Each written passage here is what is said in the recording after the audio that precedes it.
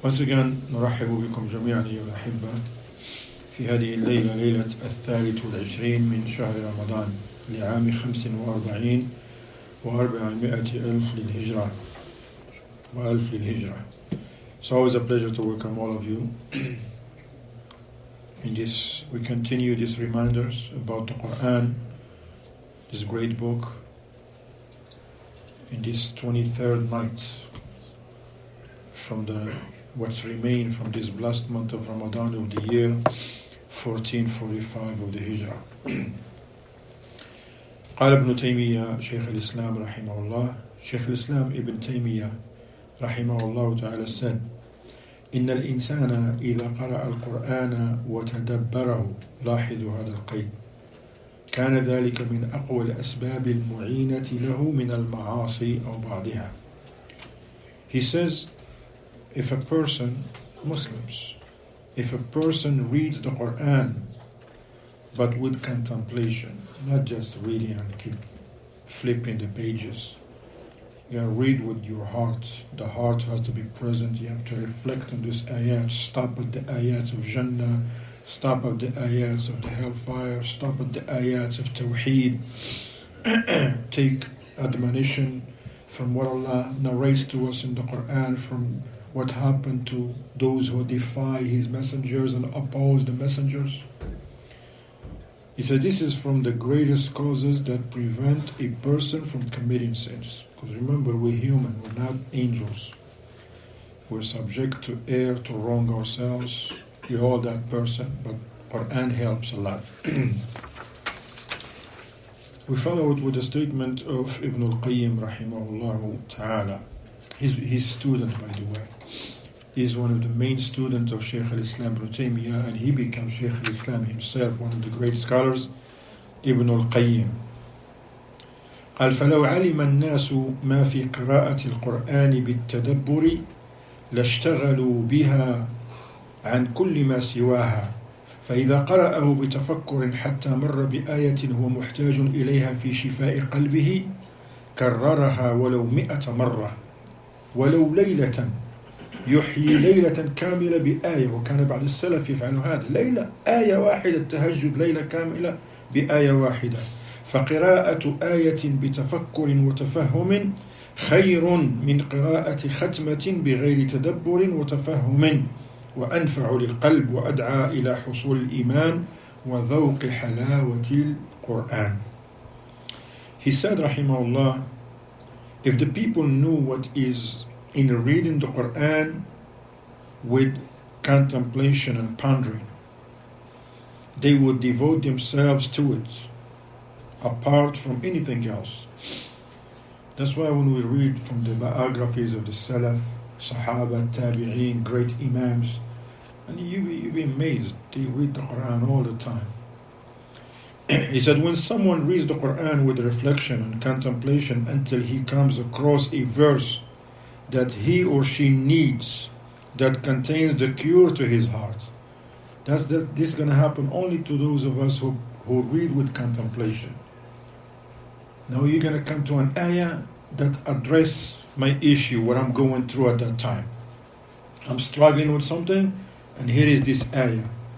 What should we do at that time? He says, when a person come across a verse that he or she needs that contains the cure to his heart, he will repeat the verse even if it be 100 times or more. Or you may spend the whole night praying, repeating one ayah, that same verse. And that happens sometimes when you read the biography of the great Imams and the ulama of the Salaf. You will see that some of them, they revive the entire night with one verse. And they cry because they needed it. They need it. And that's the medicine for the heart. He said, reciting a verse with reflection and understanding, not just keep reading, with reflection and understand what you read, is better than reciting the whole Quran without contemplation and understanding, and is more beneficial for the heart and causes one to attain Iman and taste the sweetness of Quran. So once again, those amongst us who read the Quran, mashallah, in Arabic, and you understand Arabic, you have to read the tafsir. Get tafsir al-Sa'di, tafsir ibn Kathir. Like tafsir al-Sa'di is very summarized tafsir. It gives you what you need to know about that ayah. And read. You read the ayah and read the tafsir. Those who they know how to read in Arabic, but they don't understand much, because there are some of the brothers and sisters, they get into that level, alhamdulillah, they know how to read.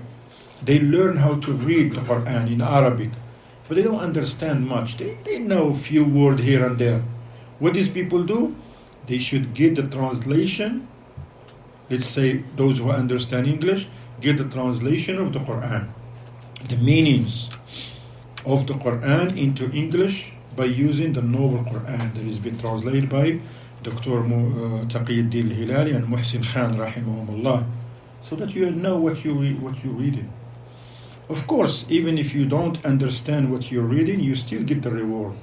For every letter you read, you get a good deed up to 10 or more. But now it's not just about the reward, but you want to understand what you're reading so you can implement it in your life. And may Allah help us. Ameen. Another reminder here, another statement from Shaykh ibn Uthaymeen rahimahullah ta'ala. Shaykh Muhammad ibn Salih ibn Uthaymeen. He said, العاقل إذا قرأ القرآن وتبصر يعني ببصيرة في القرآن عرف قيمة الدنيا وأنها ليست بشيء وأنها مزرعة للآخرة فانظر ماذا زرعت فيها لآخرتك إن كنت زرعت خيرا فأبشر بالحصاد الذي يرضيك يوم القيامة وإن كان الأمر بالعكس فقد خسرت الدنيا والآخرة. SubhanAllah. Profound statement of one of the great scholars of our time, of our era, Shaykh Muhammad ibn Salih ibn Uthaymeen. He says a person of sound mind means someone who really wants good for himself, wants to be upon the right path, wants to die upon tawheed, upon khair on Yawm al-Qiyamah, wants to be from the successful, and may Allah make us and you from the Ameen. Said a person of sound mind is the one who, when he recites the Quran and contemplates over it, he becomes aware of the true value of this worldly life, and that it is of no value actually. This life that so many people are running after it, fighting each other's, family members boycotting each other's over a piece of land, some even killing each other's over dunya or iyadu billah. But this dunya means nothing. And that it is only a place of cultivation, meaning to perform righteous deeds and actions, because you're not going to perform no actions in the grave. Yet, most definitely, you're not going to do no righteous deeds once you stand in front of Allah on Yawm al-Qiyamah. This is your opportunity right now, while you're still alive. And we mentioned that many times, being alive is a great ni'mah from Allah for those who use it properly. He said, if you have planted good in this dunya, you're upon tawheed, upon sunnah, away from shirk, away from innovations. You're obedient. You don't want to be disobedient. You plan only to please Allah. But if a moment of weakness, you drop the ball, you correct yourself. You find yourself on a path other than the path of Jannah. You make U-turn and get yourself back on the right track, like they say. Okay? Because you can, because you're still alive. You can't do that. Those who died, they can't. If you have planted good, doing all this ibadat, fulfilling the obligations, and increasing from optional acts of worship, if you have planted good, then accept the glad tidings of reaping that which will bring you nothing but joy and happiness. And if the affair is the opposite, may Allah protect us, then indeed you have lost your worldly life and your hereafter. I will mention a statement about the dunya that Shaykh al-Imam al-Hasan al-Basri rahimahullah ta'ala has mentioned. He says, مثل الدنيا والآخرة كمثل المشرق والمغرب. مثل الدنيا والآخرة كمثل المشرق والمغرب. كلما ازددت من أحدهما قربا ازددت من الآخر بعدا. SubhanAllah. Profound statement, one of the great Imams of the Tabi'een, Al-Hasan ibn Yasar al-Basri rahimahullah.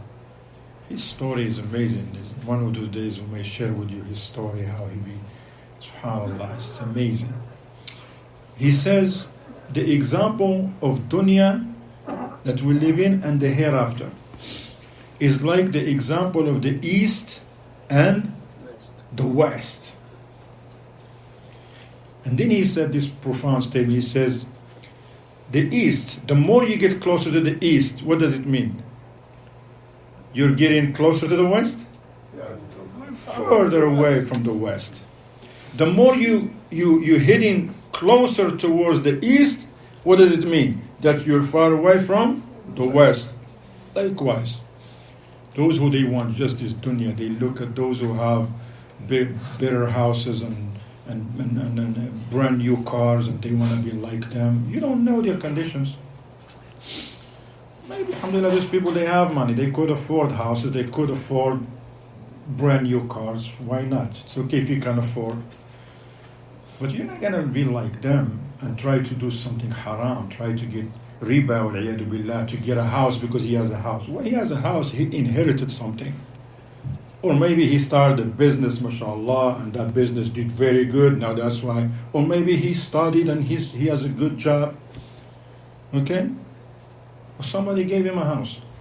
Why not? You may be surprised. Who gives houses? Yeah, there are some good people out there. I don't know anyone, me myself. But I read in the books that people do stuff like that. Let me share with you, since I mentioned that, from the books of the Salaf, okay? A man was in his house with his wife. Right? They just finished lunch. And they're about to go for qaylula. You know qaylula? Huh? Nap. They take a nap before Asr.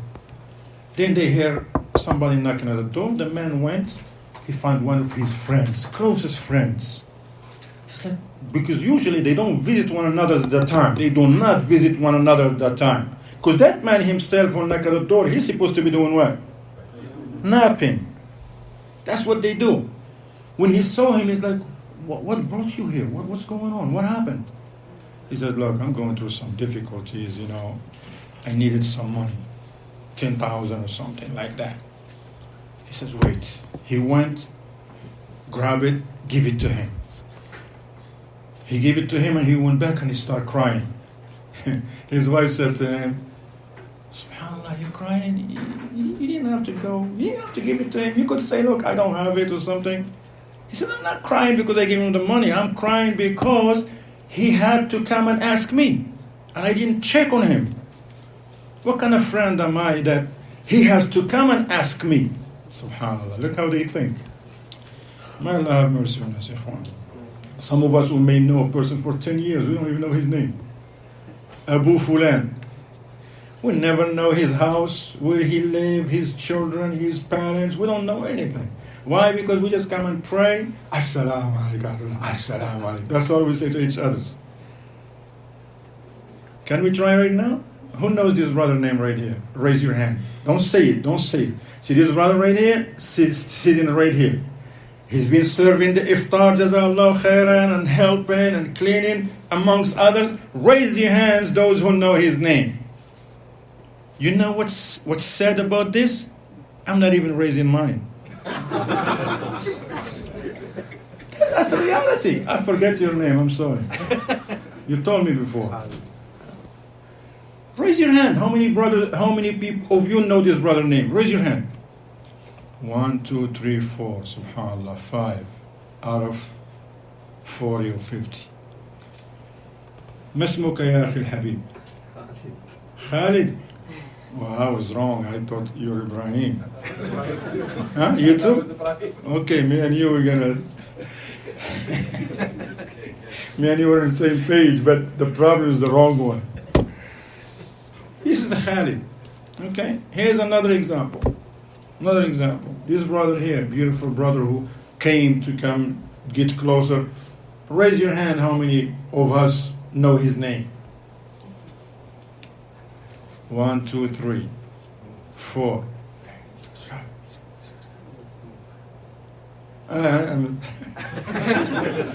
What's his name? What's his name? Ask me. Huh? You forgot. What's his name? You should raise your hand just like that. Ask me. Al-Fattah, what's his name? Your name is Ahmed?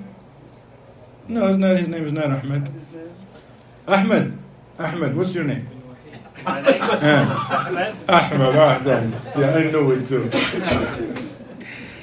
This is serious, ya akhwan. Wallahi, man. Why we are studying? Why we come to the masjid every day?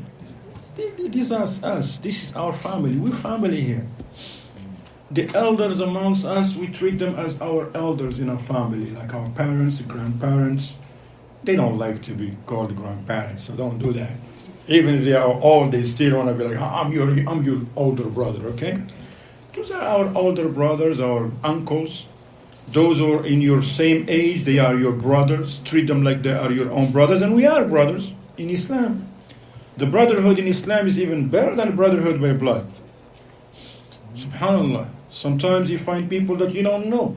From the east and the west, from other countries, they are more good to you than some of your own blood brothers. Allah musta'an. And then those who are younger than you, you treat them like they are your little brothers. Those who are way young, you treat them like they are your nephews and your nieces and your grandchildren. And this is how we do it as Muslims. Let's get to know each other, ikhwan. How are you? How you doing? Especially sometimes, bro, we don't know their names. Abu Fulan, Abu Muhammad. What's my name? Who knows my name? Raise your hand. I'm Abu Muhammad, but how many people know? That's not my name. Ridwan, you know my name? Huh? That's my name, Ridwan. So that's my name, Abu Muhammad Ridwan ibn Idris ibn al-Hajj. That's the name. But can you imagine sometimes one of us is named Abu Ibrahim. That's all we know for 10 years. Then somebody come and say, oh, this is Ali Khan. He's sick. Who's Ali Khan? You know, no Ali Khan. We don't know Ali Khan. He pray with us in the masjid every day for 10 years. We don't know him. Then when somebody says, no, it's Abu Ibrahim. Oh, that one. Just like Abu Huraira. Who knows his name? Abu Huraira has a name. Na'am Abdul Fattah. And I don't want to turn this to nuggets, you know. So. ibad-ur-rahman ibn Sakhar al-Dawsi. جزاكم الله خير. بارك الله فيكم وحفظكم الله. صلى الله يتقبل منا ومنكم صالح الأعمال. وأن يعيننا وإياكم. Allah help us all. Ameen. بارك الله فيكم. The sisters should do the same thing. Get to know each other and be kind to one another. وصلى الله وسلم على نبينا محمد وعلى آله وصحبه وسلم تسليما كثيرا.